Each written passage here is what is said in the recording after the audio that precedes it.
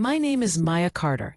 I'm 28 years old, and the night my mother-in-law told a table full of people that my husband made a terrible mistake marrying me, I was wearing the wrong dress.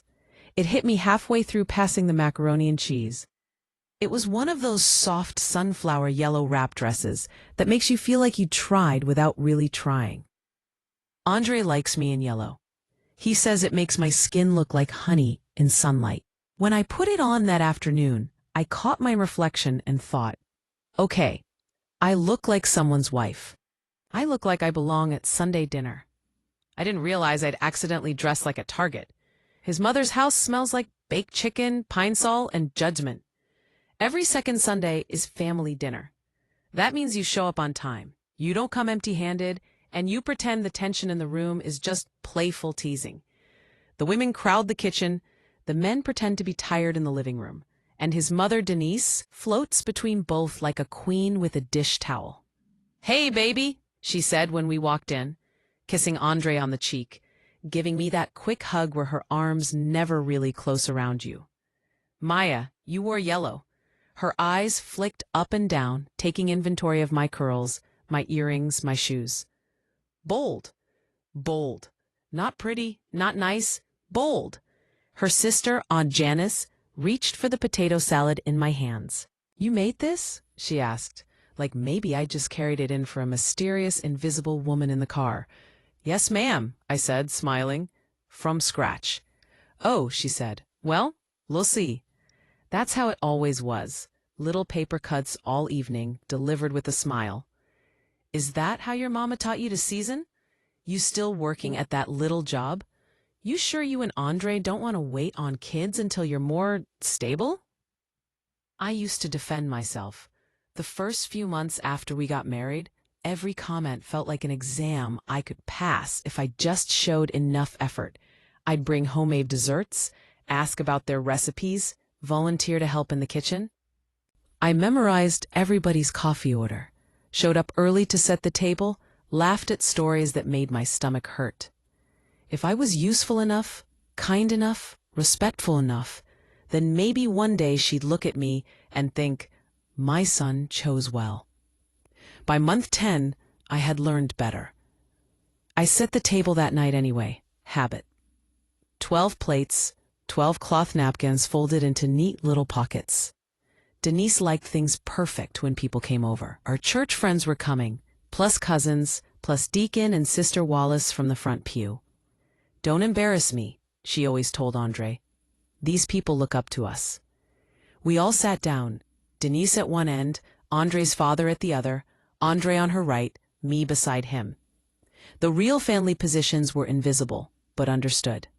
I tried not to notice how she always left me the seat farthest from where the conversation started. "Let's bless this food," his father said, and we bowed our heads. He prayed for the food, the family, the pastor, the choir, the gas prices, and the trials we face in these last days. He did not pray for the woman his son married. After the amen, the room filled with the clatter of serving spoons and small talk. Deacon Wallace asked Andre about his promotion track at the bank. Aunt Janice asked one of the cousins about his new car.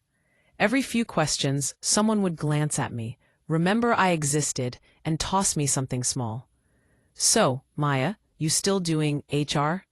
"I'm a compliance specialist," I said. "I work with financial regulations. We just finished an audit that—" "That sounds stressful," Denise cut in, topping off Deacon's glass. "No wonder you look so tired, baby. You should think about something lighter. My son works hard already. He doesn't need a wife bringing all that stress home." The table chuckled politely. I smiled that tight, practiced smile, the one that says, "I heard you, I won't make a scene." Andre cleared his throat. "Ma, her job is important. She actually helped her company avoid a huge fine this year." I touched his knee under the table. It was his way of trying. I loved him for that. Denise's eyes sharpened. Just a flicker. She said. "Well, as long as y'all can pay your bills and not come asking us for help, I guess that's what matters." There it was. The first jab. What she didn't know, what she refused to know, was that half of the help they'd given us early on had gone straight back to them. The little cash Andre slid his mama when she was between things or waiting on a payment came from both our checks. The groceries I bought for us that ended up stacked in her garage freezer. But in her mind, she was the benevolent one, and I was the girl who should be grateful her son had a family with standards. It happened about 40 minutes in. Someone made a joke about weddings, about how expensive they are, how much stress for a single day. Denise latched onto it. "I told my son," she said, loud enough for the whole table, "you don't need to go broke trying to impress people. When we got married, we had cake in the fellowship hall and called it a day." "You also got married in 1987, one of the cousins muttered. A few people laughed. Denise's eyes landed on me. "Of course," she said. "Some people want the big dress, the big flowers, all the extra. They want to feel like they earned something." I knew that tone. We were veering into dangerous territory. "Our wedding was within our budget," I said calmly. "We paid for most of it ourselves." "With whose money?" she asked, eyebrows up. "Andre's job? Or that little office job you got?" The table quieted. "Denise," her husband said warningly. "No, I'm just asking," she said, that bright fake smile plastered on, "because sometimes people like to marry into stability. They see a family that's worked, built something, and they think, oh, that's a good place to land." Heat climbed the back of my neck. I put my fork down. "Ma," Andre said, more firmly this time, "stop." She looked at him like he was a disobedient boy in church. "I'm just being honest," she said. "This is family. We can be honest at this table." That's when she said it. She turned back to me, tilted her head just slightly, and every ounce of fake sweetness left her voice. "Truth is," she said, "my son made a terrible mistake marrying you." The words fell into the silence like a stone into water. You could hear the ripples move around the table. No one breathed. She didn't stop there. "You're not from what we're from," she continued, as if she was discussing the weather. "We raised him a certain way. We sacrificed so he didn't have to struggle. And then he goes and brings home somebody who don't understand how we do things, someone who talks back, someone who thinks her little degree makes her equal." Her eyes flicked up and down my dress again. "Someone who doesn't bring much to the table, but got a whole lot of opinions at it." I felt it like a physical blow. My heart dropped into my stomach, and then kept falling, past the floor, past the foundation, all the way into the dirt. My first instinct was to defend myself, to list the bills I paid, the nights I stayed up working overtime, the way I'd been the one to fix her budget spreadsheet when the numbers didn't make sense, to remind her that her son was the one who cried in my arms when work crushed him, that I was the one who cooked when she forgot we existed, that I had never made him choose between us the way she just had. But my throat wouldn't cooperate. It closed up around the words. Andre pushed his chair back. "Mama, that's out of line," he snapped. "Apologize." She didn't even look at him. "I will not apologize for telling the truth," she said. "You could have had anyone. You had options, and you picked." She waved her hand at me like I was something she'd found in the wrong aisle. "This, no disrespect," she added, eyes on me, "but you're not what I prayed for my son." No disrespect. The cousins stared at their plates. Aunt Janice suddenly had great interest in her collard greens. Deacon and Sister Wallace shifted uncomfortably, clearly loving the drama, but not wanting to be seen loving it. My hands were trembling in my lap. I stared at the pattern on the tablecloth, willing myself not to cry. Crying here, at this table, in front of this woman, would be like handing her a trophy. I could feel Andre's eyes on me. "Maya," he said softly, "say something." But what do you say when your worst fear gets spoken out loud? When the thought that's been gnawing at you in the dark, the one you never gave full words, Maybe I don't belong here. Maybe they were right about me. Get stamped and approved by the woman whose approval you've been twisting yourself into knots to earn? My tongue felt numb. I swallowed once, twice. Then I looked up and met her eyes. "If you feel that way," I said quietly, surprising myself with how steady my voice sounded, "you should have said it to your son before we got married." Not to humiliate me in front of your friends. Her mouth tightened. "Don't flip this on me. You knew what kind of family you were marrying into. You knew we had expectations." "I did," I said. "I just didn't realize none of those expectations included basic respect." The air changed. For a second, I thought I saw something flicker in her eyes, surprise maybe, that I'd actually pushed back. Then it disappeared under the usual cold disapproval. "You see," she said to the table, as if I wasn't sitting there. "This is exactly what I mean. No humility, no gratitude, just attitude." And that was it. That was the moment something broke, not in the way she wanted it. She thought she was breaking my spirit, my confidence, my chances of staying in this family. Instead, something else snapped. The last thin thread that had me begging this woman, silently and constantly, to please, please see me as enough. I finished my water. I picked up my napkin and laid it carefully beside my plate. "I'm going to the bathroom," I said. I walked down the hallway, closed the door, and finally let the tears come. Silent, hot, relentless. But underneath the hurt, something new was starting. Not rage, not revenge, not yet. Just a cold, sharp clarity. If she thought my husband had made a terrible mistake marrying me, she was about to find out what a real mistake looked like. Because I was done trying to be the girl who sat quietly at her table and took it. If she wanted to play with my life like I was a burden, she was about to see just how much I actually held up. I didn't go back to the table. I splashed cold water on my face, patted my cheeks dry with those thin guest towels she kept for company, and stared at myself in the mirror. My eyes were red, my mascara smudged, my curls slightly frizzed from the humidity in that cramped little bathroom. I looked like exactly what she wanted me to feel like: small, embarrassed, out of place.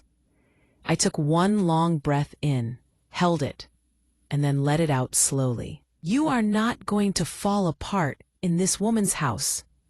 I pulled my phone out of my purse and checked the time. 7:42 p.m. We'd probably be here another hour if I went back out. Another hour of tight smiles and fake laughter and secondhand shame. I unlocked my phone and opened our banking app instead. It wasn't a conscious decision. It was instinct. I needed to look at something I could control: numbers, balances, my world. The checking account balance blinked up at me. Lower than it should have been for the week. I frowned. We had both been paid on Friday. The mortgage, car note, utilities, student loans, I knew all our usual hits. Nothing unusual was scheduled for Sunday. So why did the number feel thin? I backed out and opened the transaction list. Groceries, gas, my Target run, his lunch. Then another entry I'd seen before but never really questioned: ACH transfer, $350, Evergreen Credit Services. There it was again, like a stain in the same spot on the carpet. Evergreen. I'd asked Andre about it a couple of months ago. "It's just an old thing I'm closing out," he'd said quickly. "Don't worry about it." And because I trusted him, I didn't. But standing there in that bathroom, foundation cracking under Denise's words, the phrase, "as long as y'all can pay your bills and not come asking us for help," replaying in my head, something clicked. I scrolled back. Evergreen. Evergreen. Evergreen every month. Some months twice. My compliance brain, the part of me that lives in spreadsheets and audit trails, stepped to the front. I closed the banking app and opened my credit monitoring app instead. I hadn't checked it in a while. Everything always felt stable enough. The loading circles spun, then the dashboard lit up. My score, our open accounts, our total debt. Only The number was higher than what I had in my budget spreadsheet at home. I tapped accounts, my student loan, our car note, our joint credit card, and 3 other entries under Andre Carter that I hadn't seen before. Evergreen credit line, $9,600 balance. Premier Advance Visa, $4,200 balance. Community Bank personal loan, $15,000 balance. The bathroom suddenly felt smaller. For a second, I thought it had to be a mistake. Identity theft, a reporting glitch, something. But the addresses on the accounts were ours. The opening dates were all within the last 2 years. Right around the time we'd gotten married. Right around the time Denise had started complaining about how hard things had gotten for her. My heart started pounding in that cold, hollow way it does when you realize you've been walking through your own house in the dark and you've just found out someone's been moving the furniture. How much of this is his? How much of this is hers? I heard a knock on the door. Maya? Andre's voice, low. You okay, baby? I locked the phone and slipped it into my purse. Yeah, I lied. I'm coming. When I walked back out, the plates had shifted, dessert had magically appeared, and the conversation had stretched itself over the awkward tear in the night. No one looked directly at me, except Andre, who searched my face like he was trying to read a language he didn't fully understand. On the drive home, he kept one hand on the wheel and one eye on me. You're quiet, he said. I stared out the window at the blur of streetlights. Your mother called me a mistake in front of half the church, I said. What exactly am I supposed to be? Chatty?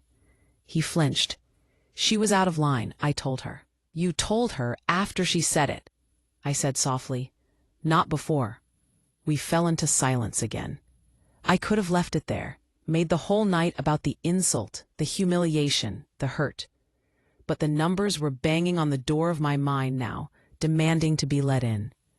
What's Evergreen Credit Services? I asked. His fingers tightened on the steering wheel, just slightly. If I hadn't known him, I might have missed it. It's nothing, he said. Just an old loan I'm paying off. Old from when? He sighed. Can we not do this tonight? That's what you said last time, I replied. Andre, I'm not trying to attack you. I just looked at our accounts in the bathroom and... You were checking the bank in the bathroom, he snapped, defensive. Your mother was tearing me apart in front of strangers, I snapped back. I needed to look at something that wasn't her face. He cursed under his breath. You know she doesn't mean half of what she says. She meant every word I said, and I'm tired of pretending she doesn't. Now answer my question. What is Evergreen? He exhaled, long and slow. It's a line of credit, he said finally. In my name. From my mom's salon. I blinked. Her salon? You told me she took out a small business loan in her name. She was supposed to, he muttered. But her credit wasn't good enough. She needed help. So I co-signed. Then she needed to extend it, and the bank said it'd be easier to just put it fully in my name and you didn't tell me, I finished for him. You opened a 4-figure line of credit for your mother and didn't tell your wife. He winced. It was before we got married, mostly. I didn't want to stress you out. I let out a humorless laugh. Newsflash, finding out about it like this, much more stressful. He turned into our apartment complex, pulled into our spot, and killed the engine. The sudden quiet felt loud. There's more, isn't there? I said. He stared straight ahead. She had some stuff in collections, he said eventually. Old credit card, medical bills. The personal loan was supposed to consolidate everything so she could start fresh. She said once the salon picked up, it would be easy to pay off. It just hasn't picked up. How much, Andre? My voice was tired. Total. He swallowed. Around 28, he said. Maybe 30, with interest. $30,000, I repeated. In your name, tied to your credit, coming out of an account we both work to fill. And the woman who's using you like a second checking account sat at that table tonight and said you made a terrible mistake marrying me. He didn't say anything. For a moment I could almost see the younger version of him, the boy who grew up watching his mother stretch every dollar. A boy who watched his father work overtime and come home bitter. The boy who promised he would take care of Mama one day. I softened, just a little. "When were you going to tell me?" I asked. "When it was handled," he said. "When I could come to you and say, 'It's done, I fixed it.'" "And how's that going?" I asked quietly. "You fixing it by yourself?" He pressed the heels of his hands into his eyes. "I didn't want you to think less of her," he said, "or of me." That was the part that hurt the most. Not the debt, not the secrecy. The fact that he honestly believed I was more likely to judge his mother for needing help than I was to be angry at her for using it as a weapon against me. I opened the door and stepped out into the cool night air. "Get some sleep," I said over the roof of the car. "Tomorrow, we're pulling every statement and every report, and we're going to see exactly how deep this goes." He looked up at me, confused. "What?" I closed my door carefully. "You married a compliance specialist, Andre," I said. "You think my whole job is office gossip and emails? But what I actually do for a living is find risk, document it, and shut it down." I walked toward our building, keys in hand. "Your mother thinks the mistake was marrying me," I said, without turning around. "I think the mistake was letting her treat your future like a credit card with no limit." I heard his footsteps catch up behind me. "Maya," he said, breathless, "what are you going to do?" I unlocked our front door and stepped inside. "First," I said, flicking on the light, "I'm going to run an audit on our entire life." I dropped my purse on the table and looked back at him. And then, I added, that cold new clarity settling in my bones, "I'm going to make sure that the next time your mother calls someone a mistake, it won't be the person who's been quietly holding up her entire illusion of stability." He didn't know what that meant yet. Honestly, neither did I. Not fully. But I knew this. I was done begging for her approval. If Denise wanted a villain so badly, she'd just accidentally created one. With a spreadsheet, a sharp memory, and a front row seat to every transaction she'd ever persuaded her son to make. The audit started with a shoebox. Not a metaphorical one. An actual, ugly, beat-up sneaker box Andre kept on the top shelf of our closet like it contained state secrets. He pulled it down the next morning after church, sheepish, like a kid caught sneaking candy before dinner. "I was going to organize this," he said, setting it on the coffee table between us. "One day. Receipts, old statements, pink and yellow final notices he'd folded so tight the creases were permanent. Some with his name, some with hers. All of it smelling faintly like his mother's house. Fried food, faint perfume, and that lemon cleaner she uses on everything. I opened my laptop, the same one she thinks is just for emails and gossip. I created a new folder, Carter Household, Full Review, then a spreadsheet, exposuremap.xlsx. Andre groaned when he saw the name. "You really gotta call it that?" "Yes," I said, "because that's what this is. We're exposed in ways we don't understand. That's cute when it's emotions. It's deadly when it's debt." Page, I started with what I knew.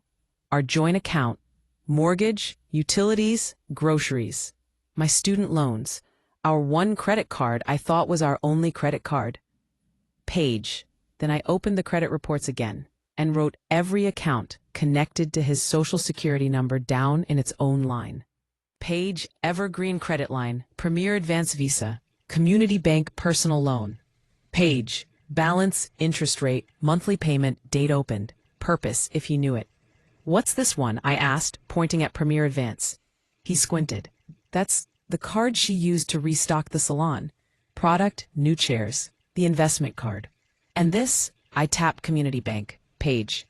That was for her roof," he muttered, "and the plumbing, and to get her car out of the shop. In your name," I said. He rubbed his face. "In our family," he corrected automatically. I looked at the numbers. Interest at 19%. Late fees stacking like bricks. Minimum payments that barely touched principal. "Family isn't a magic word that makes math stop being math, Andre," I said quietly. "You can call it love. The bank calls it liability." He leaned back on the couch, staring at the ceiling like it could open up and swallow him. "You think I don't know that?" His voice cracked.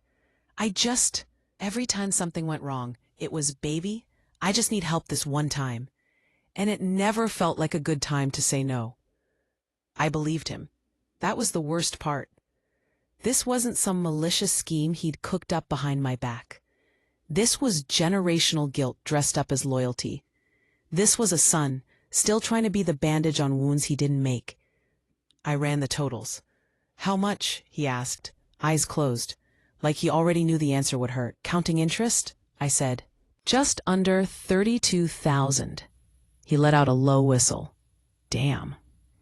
I kept going, line by line, transaction by transaction. I tagged expenses that belonged to us and ones that belonged to her. Every Zelle transfer with "for Ma" in the notes. Every Cash App with a heart emoji and "thanks, baby" in the memo. The days our account dipped low because he'd sent her a little something 2 days before our car insurance auto-drafted. I color-coded them. Green for joint, blue for him, red for her. By the time I scrolled back to the top, the sheet looked like a flag bleeding. "You see this?" I said, turning the laptop so he couldn't escape the view. "This is the past 18 months. He leaned forward. I watched his eyes move. I watched his face change. "You've sent your mother an average of $680 a month," I said. "Sometimes more, sometimes less. Between that and the payments on her debts, we're spending almost $1,000 every month on obligations she created." "That can't be right," he said automatically. I clicked to the summary tab I just built. The pie chart didn't care about his disbelief. "It is," I said. "1,100 in February, $950 in June. 400 the month you told me we had to tighten up, and I canceled my gym membership." His shoulders sagged. I should have felt triumphant, like I'd caught him. Instead, I just felt tired. "And this," I said, moving to the second sheet, "is the part that really hurts." I'd pulled her public business filings. Old habits die hard. Her salon, Denise's Divine Designs, had a business credit profile. Small, patchy, but visible. "She has 3 open lines under the salon itself," I said. "Small amounts, low limits, all behind." I pointed to the column, "She can put debt in her own name. She just doesn't. She uses you first." He swallowed hard. "She said the business couldn't handle more credit." "Of course she did," I said, "because as long as everything is in your name, the worst thing that happens to her is guilt. The worst thing that happens to you is losing the life we're trying to build." He didn't argue. He just sat there, elbows on his knees, staring at the screen like it was a confession written in a language he finally understood. "And here's the thing that's really twisting the knife for me," I added, my voice low. "You've been quietly bailing her out for 2 years, and meanwhile she sat at that table last night and told people you made a mistake marrying me, like I'm the one dragging you down." He winced hard. "I know," he said. "I know how it looks." "It's not about how it looks," I said. "It's about what's true. That woman is using you as a financial life raft while she stomps on my head to keep her shoes dry." The words came out sharper than I intended, but I didn't pull them back. He looked at me then, really looked. "You hate her," he said softly. I thought about it. "No," I said finally. "I hate what she does. I hate that she makes you feel like being a good son means being a bad husband. I hate that she treats our household like a backup plan while calling me a mistake." He blinked, eyes glossy. "And most of all," I added, "I hate that I helped without knowing I was helping, that I've been sacrificing little pieces of my own life, my savings, my peace, to keep her afloat while she's busy trying to sink me." The silence after that was thick. He scrubbed a hand over his face. "So what now, Maya?" he asked. "You gonna divorce me? Kick me out? Tell me I'm just like her?" "No," I said, and I meant it. I closed the laptop and set it gently on the table. "I married you with my eyes open," I said. "I knew you loved her hard. I just didn't realize loving her meant signing up for a 3-way mortgage with your mother's poor decisions." He snorted. a broken little laugh escaping despite himself. "I'm not leaving you," I said. "Not for this. Not yet. But I'm changing the rules." "Rules," he echoed. "Yes," I said. "We're going to do what I do at work. When a client's got too much risk tied to one bad investment, we don't yell at the investment. We rebalance the portfolio." He frowned. "In English?" "In English," I said. "You and I are going to put our marriage first on paper, not just in vows." I held up a finger. "First, we separate our exposure. New checking account for the household. Your paycheck goes there after your 401k and our automatic savings. My paycheck goes there. All bills come out of that. No more surprise drafts to Evergreen or mystery payments to Ma. Those go from a separate personal account in your name that you fund with a set amount." He opened his mouth, closed it, nodded slowly. "Second, transparency," I continued. "No more shoeboxes. No more 'I'll handle it.' We sit down once a month and look at everything together. Every account, every debt." He shifted uncomfortably, but he didn't protest. "And third," I said, my voice cooling, "no new obligations. You do not, under any circumstances, sign, co-sign, or just help out this once on anything else for her without me in the room." "She'll be mad," he said. "She already is," I replied, "at me for existing. At least this way she can be mad at me for something useful."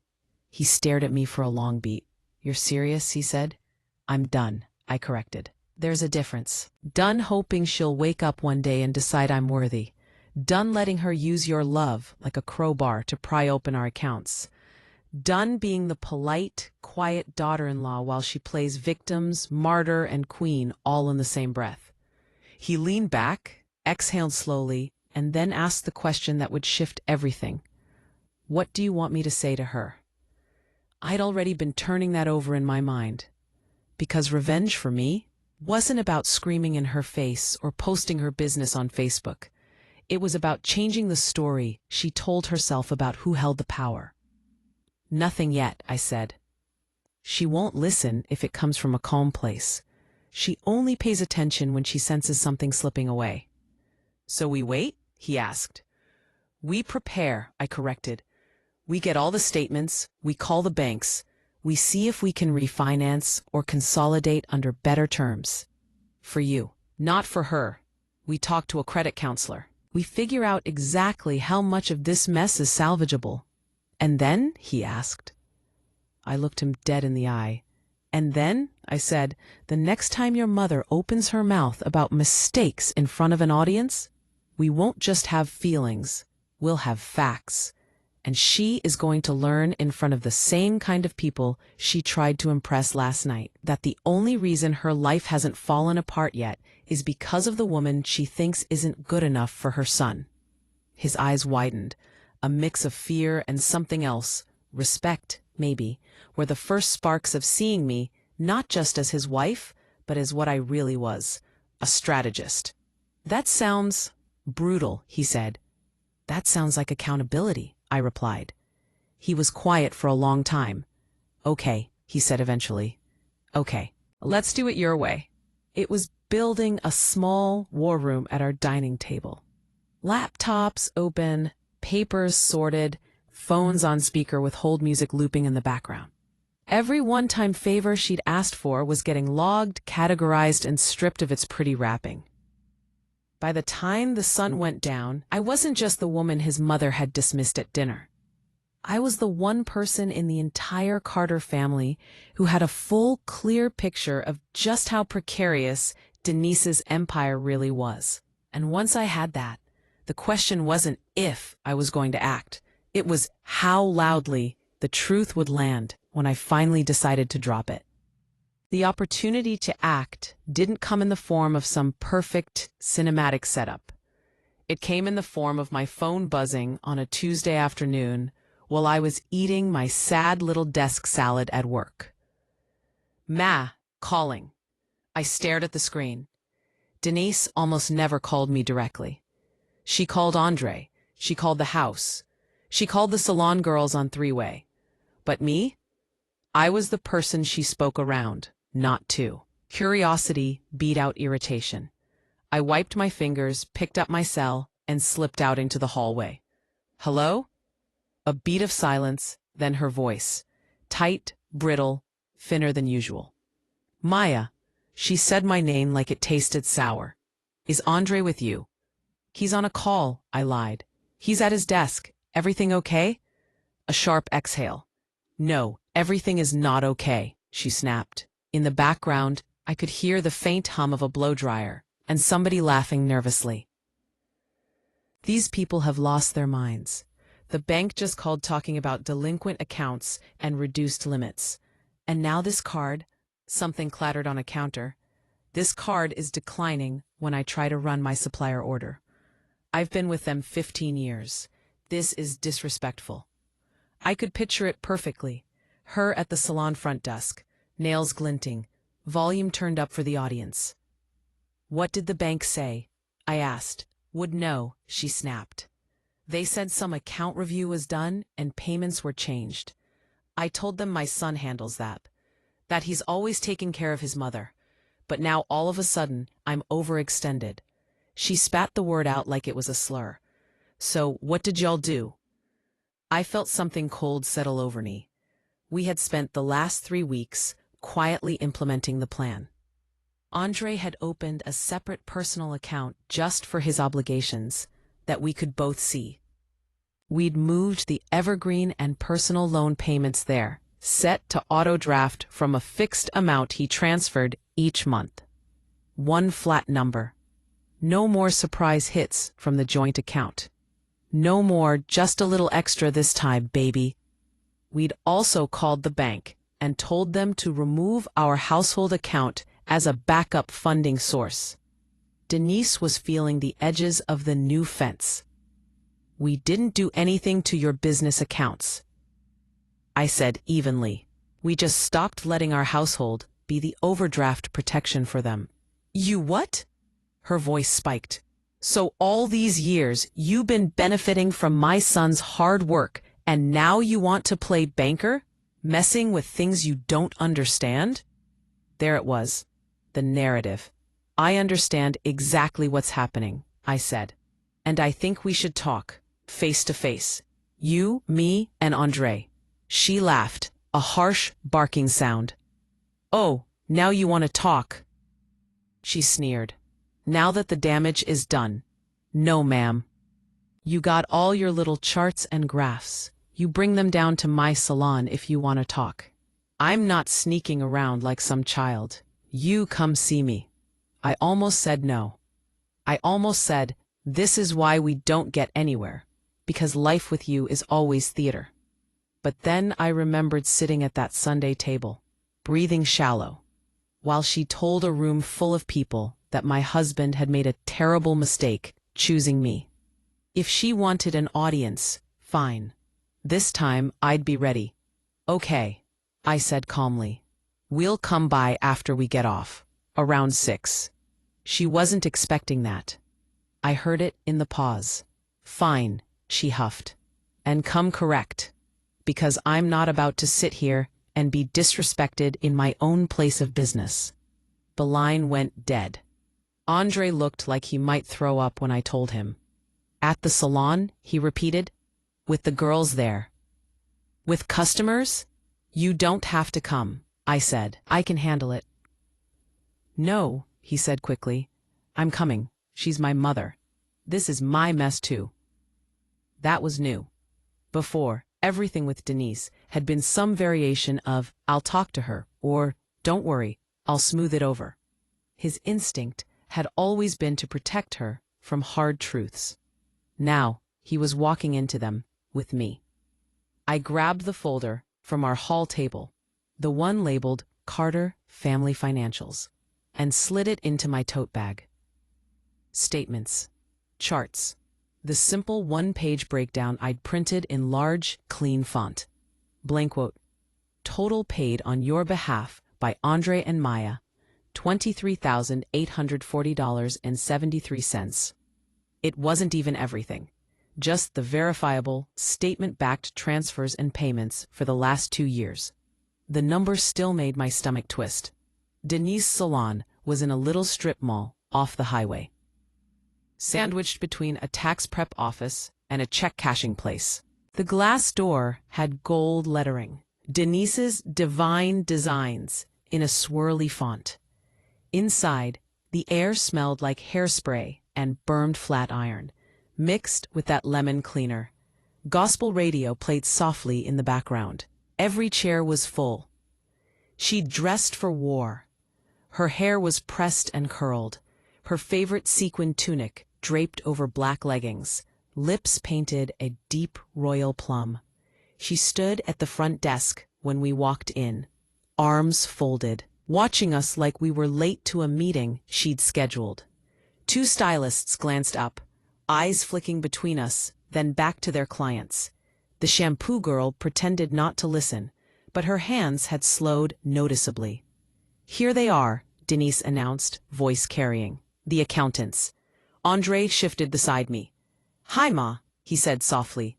"Don't ma me," she snapped. "Come on back. I don't like fussing at the front."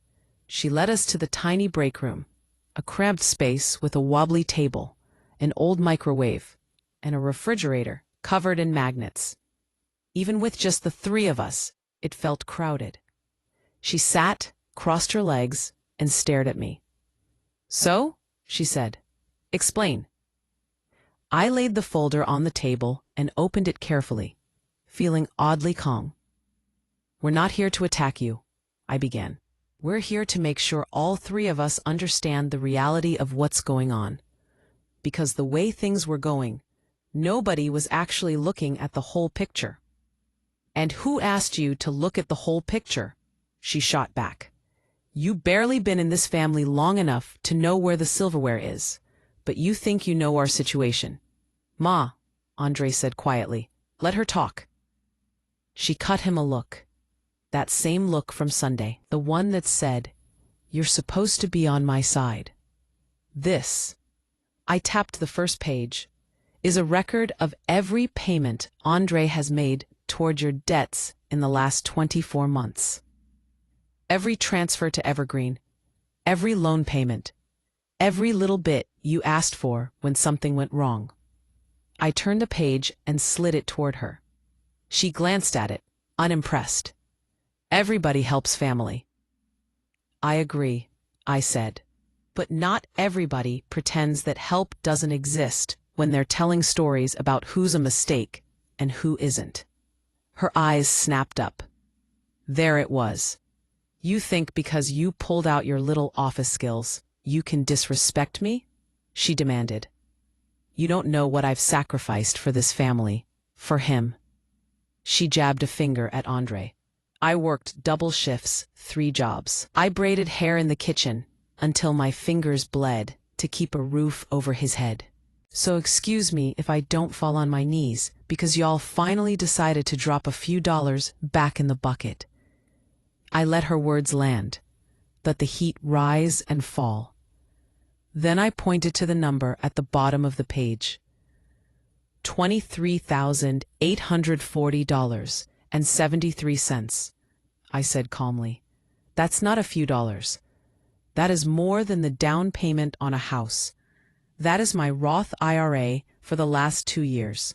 That is the emergency fund we don't have, because instead of building our own cushion, we've been patching the holes in yours."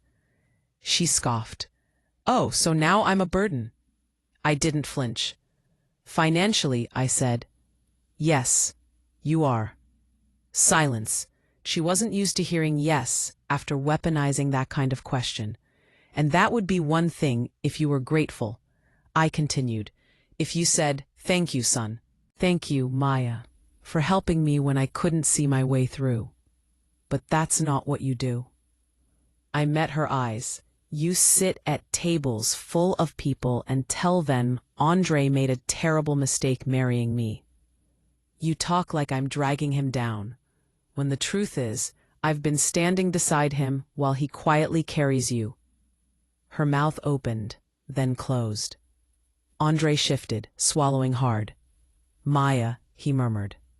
"No," I said gently, without looking at him. She needs to hear this from someone who isn't her reflection. I flipped to the next page. This chart, I said, is what happens if we keep going the way we were. If we keep paying the way you prefer, scattered, reactive, one more time every time. In 4 years, your debt is still almost what it is now. Our credit is worse. Our savings are nothing. We can't qualify for a decent mortgage. We can't start a college fund. We can't even handle our own emergencies without borrowing more. I flipped again. This chart is what happens if we stop. She squinted. What's that mean, stop? It means exactly what it sounds like, I said. No more bailouts. No more just this once. No more emergency transfers that sink our account. You handle your minimums. You talk to a counselor. You get on a payment plan that fits your income. And if that means your salon doesn't look like Instagram for a while, then it doesn't. She stared at the paper, like the numbers might rearrange themselves if she glared hard enough. And this, I said, reaching into the folder for the last page, is the only option where anybody actually wins. This page wasn't a spreadsheet. It was a simple one-page agreement I'd written in plain language and printed in big, readable font. Family, financial boundaries, Carter household. I slid it into the center. Read it, I said. She hesitated, then snatched it up and scanned it, lips moving silently. Andre watched her, jaw tight. It says, I summarized, that starting next month, Andre will help you with a fixed amount, $200. Every month. No more, no less. We've already built that into our budget. That money will go into a separate account, and we will pay your Evergreen and Community Bank minimums from that account only. If something extra breaks, your car, your roof, your supplier, then you'll have to figure it out like the rest of us do. And if you miss a payment, you miss a payment. We are not pulling from our mortgage or our groceries to stop a late fee on a card you opened without us. Her eyes flashed. That's cruel, she hissed. You want me to lose everything I've worked for? No, I said quietly. I want you to stop acting like your son's future is collateral for your past. She slammed the paper down. You always did think you were better than us, she spat. With your little degree and your little job and your little numbers. That's why I said what I said, because I saw it the day he brought you home. That look in your eye, like you were going to come in here and fix us. I felt the old sting rise. Shame. Defensiveness. The urge to explain myself into acceptability. Then I remembered the shoebox, the charts, the sleepless night I'd spent running scenarios, while Andre snored softly beside me. I don't think I'm better than you, I said, but I do think my marriage deserves better than this. Her gaze flicked to Andre, seeking backup. You're just going to sit there and let her talk to me like this? She demanded. After everything I've done for you? He took a breath. I could see the war on his face. The boy she raised versus the man he was trying to be. Ma, he said slowly, you have done a lot for me. I'll never say you didn't, but this is my wife. This is my household, and what we're doing right now, it isn't working. I'm tired. I'm stressed. I'm watching us spin our wheels, and she's the only one who actually sat down and showed me why. He nodded toward the paper. I'm signing that, he said, whether you like it or not. She flinched like he'd slapped her. So that's it, she whispered. You're choosing her over me? He closed his eyes for a second, then opened them, steady. I'm choosing my life, he said. And you're part of it, but you don't get to run it anymore. The room went very still. I pulled a pen from my bag and clicked it. Here's what's going to happen, I said, sliding the paper and pen toward Andre. He's going to sign this. I'm going to sign it. You can choose to sign it too, or you can walk out and pretend you never saw it. Either way, this is how we're living from now on. She stared at the page, breathing hard. Outside, a blow-dryer shut off. Someone laughed. Life went on. "We're not your enemies, Denise," I added softly. "But we will not be your safety net while you cut holes in it with your pride. You called me a terrible mistake. You said my husband could have done better." A humorless smile tugged at my mouth. "The truth is, I am the only reason you still have access to the credit you use like an extra paycheck," I said. "I am the one who sees the letters before they become judgments. I am the one who knows which calls you can ignore and which ones mean the sheriff is coming. I am the one who could have quietly stepped back and let you drown. Instead, I'm offering you a life jacket. A small one. That fits you, not all three of us." I met her eyes, letting her see that I meant every word. "If you choose to see that as me thinking I'm better than you," I finished, "that's your story to tell. But I'm done paying for it." She looked between us, the son whose shoulders were finally squaring under the weight of his own decisions, and the woman she decided was the villain in her narrative.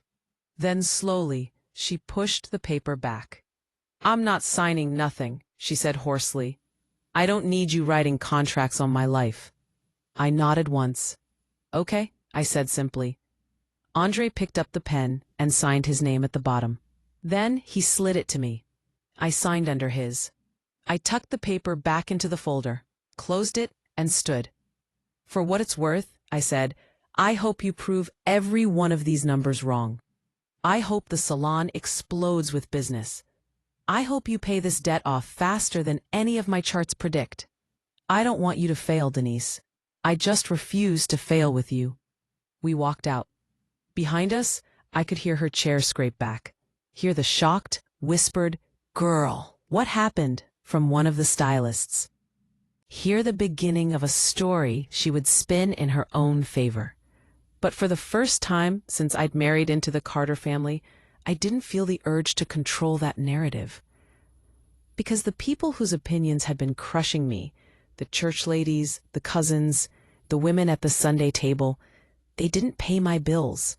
She didn't either, not anymore. And she knew that, whether she ever admitted it out loud or not. I had walked into her territory, into her salon, into the world she controlled, and calmly removed the invisible leash she'd had on my household's neck. She wanted to talk about mistakes? Fine. The next time she opened her mouth to call me one, she'd have to do it knowing that the only reason her cards had ever gone through, as long as they did, was the terrible mistake who finally decided to put a stop to it. It's funny how quiet your life gets when you stop answering everyone else's emergencies. Not peaceful at first, just quiet. The kind of quiet that makes you realize how loud the chaos used to be. The first month after the salon meeting felt like walking on a tightrope. Every time my phone buzzed, my stomach clenched, waiting for Denise's name to light up the screen, waiting for Andre to say, "Just this once, babe." But the calls didn't come the way they used to. They changed. They got shorter. 3 days after we walked out of the break room, she called Andre while I was cooking dinner. He put her on speaker without warning, and I felt my chest tighten. "Hey, Ma," he said cautiously. Her voice rushed out in a wave. "Dre, the light bill is behind. They sent a red notice. If I don't pay it by Friday, they cutting me off. You know I can't run a salon with no power. Just help me this one time." Maya got all those numbers. She knows y'all can swing it. Old Andre would have looked at me with those pleading eyes. Old me would have felt my resolve melt at the word lights. Instead, he glanced at me, and I just shook my head once. Slow, not angry, just reminding him what we'd already decided. He took a breath. "Ma," he said quietly. Silence. "What you mean you can't?" she snapped. "You work full-time. She works full-time. Y'all don't have one light bill between you? Your daddy would never." "We send 200 on the first," he said, voice shaking but steady. "You know that. It's already in the evergreen account." That's all we can do. If the light bill is more than that, you gotta call them, work out a plan. We can't cover everything anymore." The silence on the other end wasn't empty this time. You could hear it filling up with anger. "So you really gon' let your mother sit in the dark?" she hissed. "After I spent 28 years making sure you never missed a meal, never missed a game, never." Andre's jaw clenched. "I'm not letting you sit in the dark," he said softly. "I'm letting you be responsible for your own switch." She hung up. No goodbye, no slam, even. Just that cold beep. He stared at the phone for a long time after that, like it might explode. "I feel like trash," he muttered eventually. I slid the pan off the burner and came to stand in front of him. "You feel like trash," I said, "because you're detoxing from guilt, not because you did something wrong." His eyes were glassy. "What if they really cut her off?" he whispered. "Then she'll call the power company and work out a payment arrangement like every grown adult does," I said gently. "And she'll realize the lights still come back on without your credit card attached. That's not cruelty, Dre. That's reality." He swallowed, nodded, and pulled me into a hug. That was the first test. We passed. Barely, but we did. The second month, the drama got louder. Not at us, around us. I heard from his cousin Tasha that Denise had started telling people, "Ever since he married that girl, Andre doesn't care if his own mother ends up on the street." I could have defended myself. I could have flooded group chats with screenshots, bank statements, spreadsheets, narrated TikToks if I wanted. Instead, I did something that felt more radical than any clapback. I ignored it. I blocked her on social media. I muted the group threads where my name came up like a curse word. I stopped attending every birthday dinner that turned into a stage for her monologues. We went to therapy instead. Together. The therapist, a woman with calm eyes and braids down her back, listened while Andre tried to explain 28 years of being his mother's emotional husband and financial backup singer. Then she turned to me. "And where were you in all this?" she asked. I laughed, but there was no humor in it. "Standing just off stage," I said, "holding the mic, paying for the sound system." Being told I was the wrong choice for lead? She smiled, small and sad. "And what's changed since you drew those boundaries?" she asked. I thought about it. We'd put an extra $300 into savings that month. Our credit card balance had gone down instead of up. I'd slept through the night 4 times in 1 week, for the first time in years, maybe. But the biggest change wasn't in our bank account. It was in the way Andre looked at me. Not like I was the problem he had to smooth over to keep the peace between his two worlds. Like I was his world. "We've stopped living in reaction to her," I said slowly. "We're living for us. That's new." He reached over and laced his fingers through mine. The therapist nodded. "Good," she said, "because the more you stick to that, the more those words, 'my son made a terrible mistake,' will stop being a sentence you're trying to disprove and just become noise." I wanted that so badly it hurt. By month 3, the consequences started catching up to Denise, not because we wished them on her, because math doesn't care about pride. She missed a couple of minimums. Evergreen dropped her credit limit and slapped on a fee. The landlord raised the commercial rent. 2 stylists quietly left for a salon across town that didn't have clients side-eyeing the closed for maintenance sign every other Friday. One afternoon, I ran into her by accident at the grocery store. I'd just finished grabbing chicken and vegetables for the week, proud of myself for sticking to the list, when I turned down the cleaning aisle and saw her. She didn't see me at first. She was standing there in front of the off-brand detergent, frowning at the price tag, then at her phone, then back at the shelves. Her hair was pulled back in a scarf instead of laid and styled. No lashes, no jewelry. Just a woman in a faded t-shirt and leggings that had seen better days. For a second, guilt stabbed me. This was his mother. The same woman who'd braided his hair before school, who'd worked doubles and come home smelling like fry grease and perm solution, who'd put every good thing she'd ever had into you. Boy, she expected to pay it back with interest.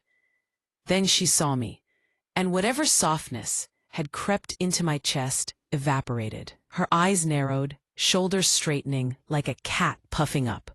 "Well, if it isn't Miss Perfect," she said, looking me up and down. "Doing the budget shopping too, I see." I almost laughed. It was such a reflex. "Hi, Denise," I said instead. "How are you?" She snorted. "How you think I am?" she shot back. "Ever since y'all decided to play Cut Mama Off, I've been out here juggling bills like a circus act. I hope they're happy." Got my son feeling like he's a bad person for helping his mama. Got me looking like some kind of beggar. I took a breath, feeling the old familiar heat rise. "Denise," I said quietly, "Andre still sends you $200 every month. He feels bad when he sends it, and bad when he thinks about not sending it.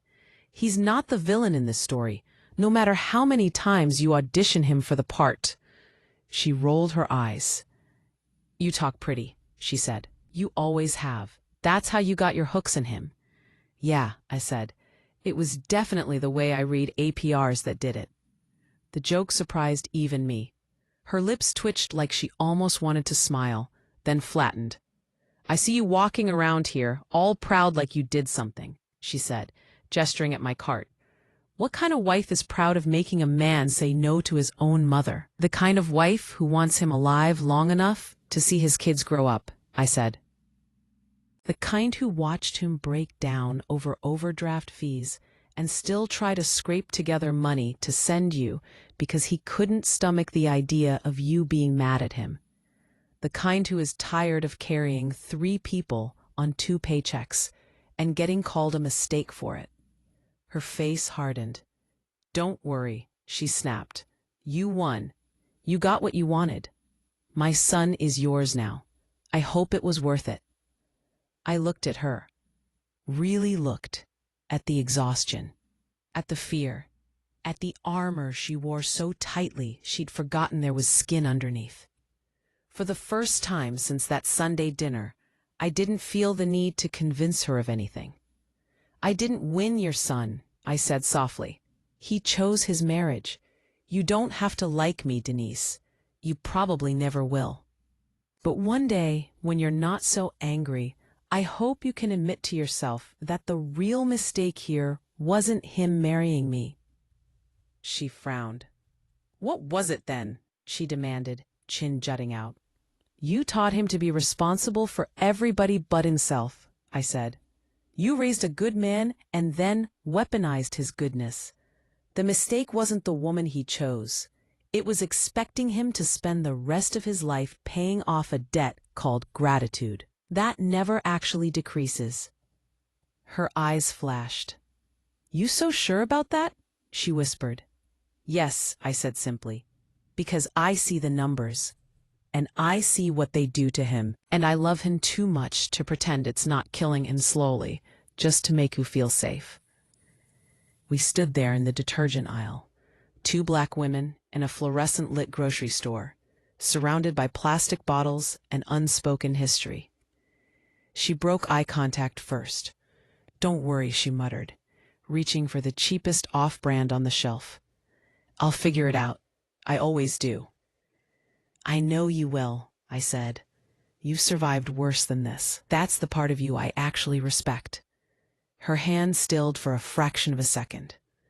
Then she grabbed the bottle, tossed it in her cart, and pushed past me. No thank you. No apology. Not even a goodbye. But she didn't call me a mistake this time. That was something. 6 months later, I sat at our kitchen table with a different set of papers. Not past due notices, not frantic requests, mortgage pre-approval. "Look at this," Andre said, voice soft with something like awe. "We actually did it. We'd paid down our credit card, built a 3-month emergency fund, stopped living with that constant edge-of-the-cliff feeling. The bank had offered us a number that didn't make my chest clamp shut. We did it," I corrected gently. He looked at me. I'm sorry, he said suddenly. For what? I asked. For letting her talk about you like that for so long, he said. For not shutting it down when she said I made a terrible mistake. For making you prove over and over that you weren't dragging me down, when really? He trailed off. You were the only reason I wasn't already buried, he finished quietly. My throat tightened. I knew who I married, I said. I knew there was a third person in this relationship. I just didn't realize how much of our life she owned on paper. We laughed a little. It broke the tension. He reached across the table and took my hands. I didn't make a terrible mistake, he said. I got lucky. You were the one person willing to tell the truth, even when it made me mad, even when it made her hate you. You didn't set out to ruin her. You just refused to let her ruin us. I smiled, small but real. That's what acting looked like for me, I said. Not slashing tires or screaming in her face, just running the numbers, drawing lines, saying the word no and then not taking it back when it echoed. He squeezed my fingers. I promise you, he said, nothing she says about you will ever matter more to me than what I know is true. I'm exactly where I'm supposed to be. Later that night, as I folded our pre-approval letter and slipped it into the folder marked Our Future, I thought back to that dinner, to the way her words had gutted me. My son made a terrible mistake marrying you. Back then, I'd believed her. At least a little. Now, standing in a kitchen that wasn't fancy but was paid up, with a husband who finally saw the weight he'd been carrying and the woman who'd helped him set it down, I felt something I hadn't felt when I cried in that car. Pride. Not the loud, look at me now kind, the quiet kind. The kind that comes from knowing you didn't get your revenge by watching someone else burn. You got it by refusing to keep handing them matches soaked in your own future.